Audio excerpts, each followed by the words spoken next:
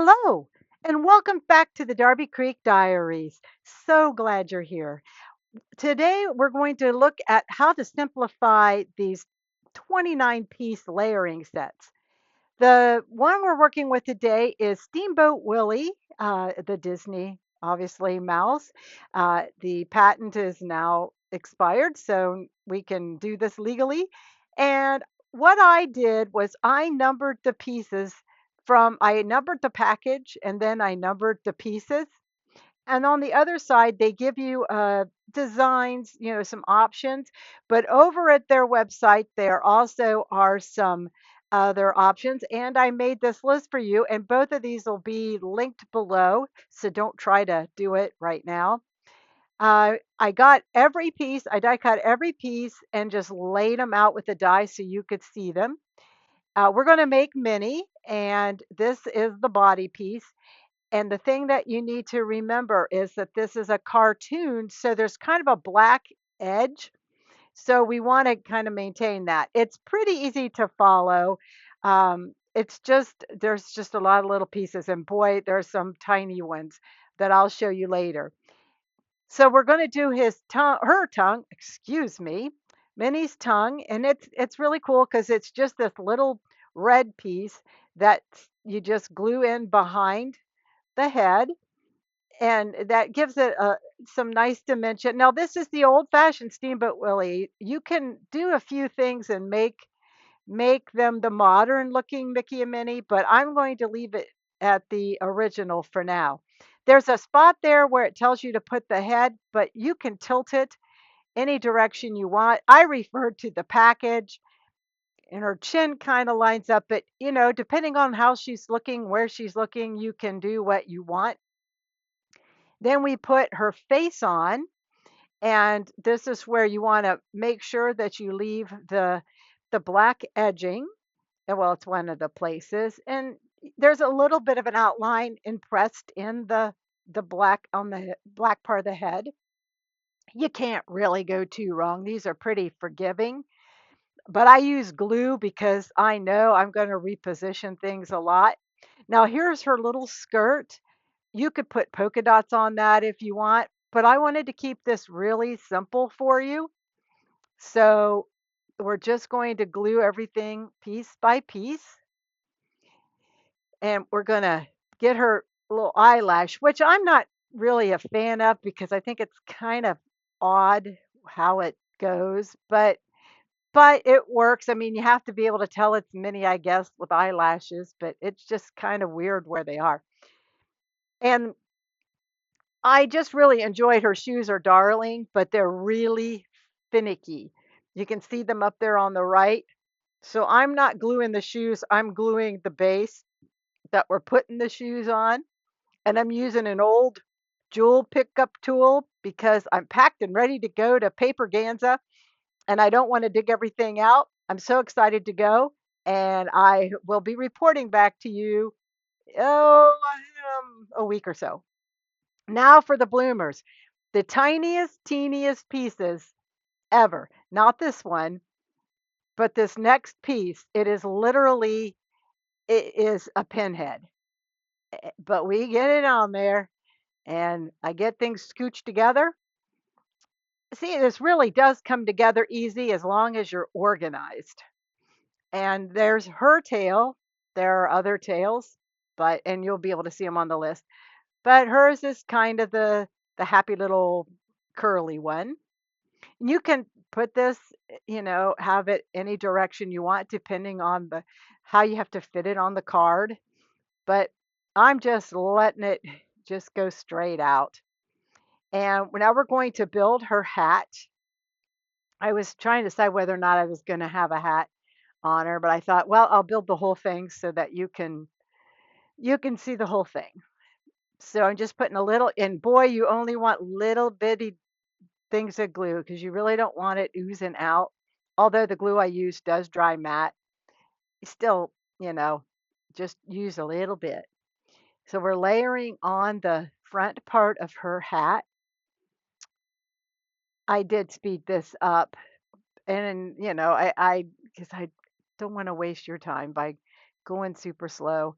If I go too fast, let me know, and I will work on it. I'm also going to change cameras next time because this one was giving me fits. So hopefully the next thing will be a little easier to see. So we've pretty much got everything together, and we're going to give her her little hands,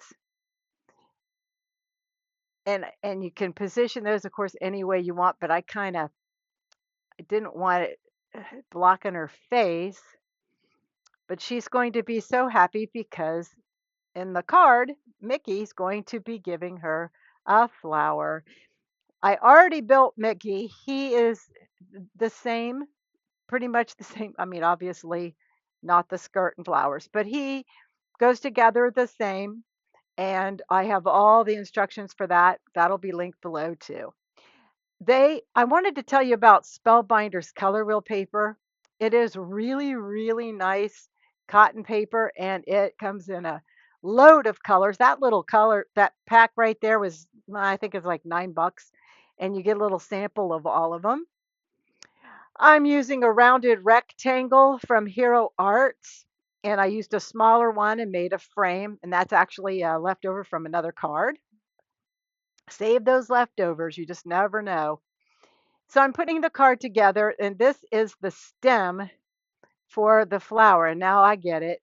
Flower stems aren't normally black, but I didn't want to mess up my color scheme by adding something green in it. Does that make sense? I hope you're doing well and enjoying the summer if it's summer. I guess if you're in Australia, it's probably winter, but hopefully you're enjoying that. Um, it's great to be able to come back and craft, and I have some projects coming up that I'll be sharing with you soon. Hopefully, I can do more than I have been, get things rocking and rolling. So I just have the background of this. It's just simple. I wanted to keep it very simple and not a lot of, you know, embellishing and dimension and all that. I wanted to keep this kind of like a cartoon. So I'm placing everybody, and I'm going to place the flower in Mickey's hand. There's a slit there already. I'm just bending it a little bit.